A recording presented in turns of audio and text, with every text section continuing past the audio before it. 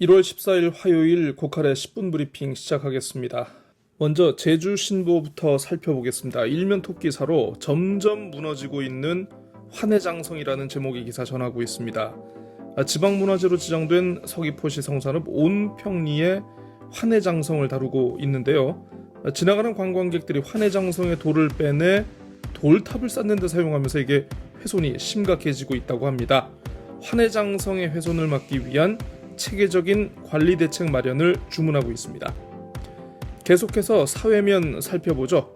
한림수협 조합원 무더기 퇴출 위기라는 제목의 기사가 눈에 띄는데요. 무자격 조합원을 정리하라는 정부의 지침에 따라 조업을 사실상 중단한 해녀 등에게 탈퇴 예고문을 보냈다고 합니다.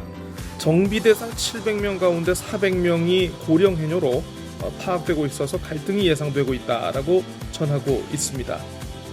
바로 옆에 있는 박스 기사 보겠습니다. 도시공원 민간특례사업권 건설사 각축이라고 되어 있는데요.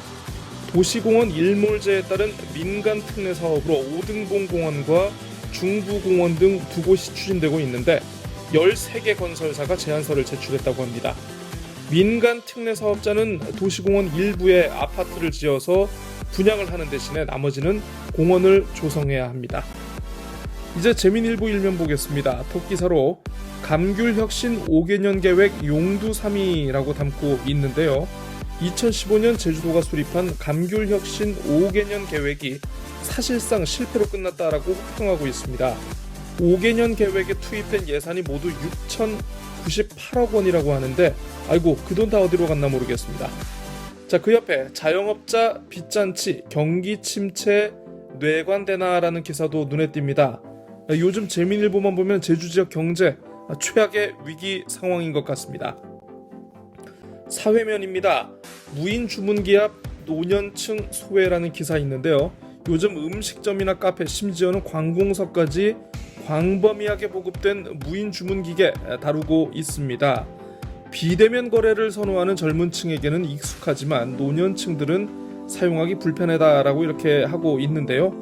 사용 교육은 물론이고 도우미 배치 등이 필요하다라고 기사는 지적하고 있습니다.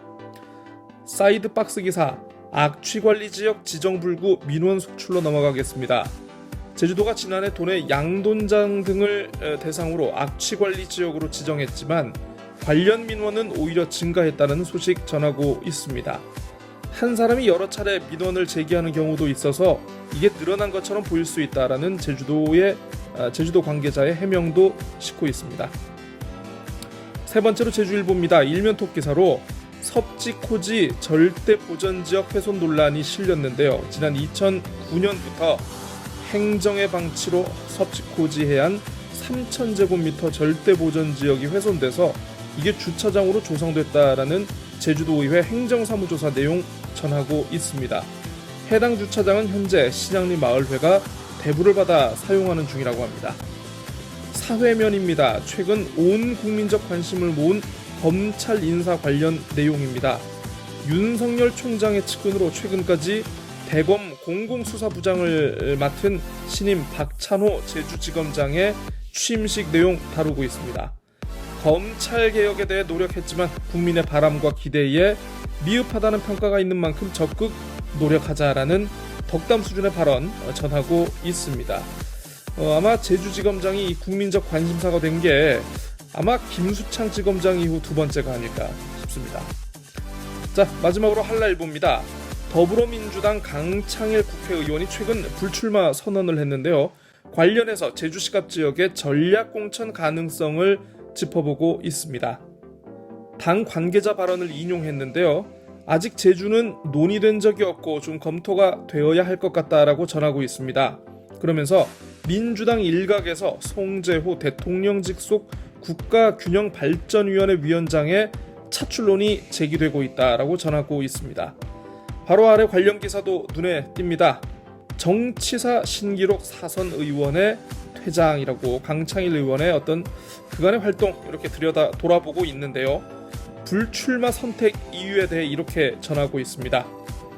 무엇보다 4.3 진상규명 노력과 함께 입성한 국회에서 완전한 해결을 위한 법 개정을 이루지 못한 점은 그가 거취를 고민하게 된 주요 배경이 된 것으로 보인다라고 말이죠.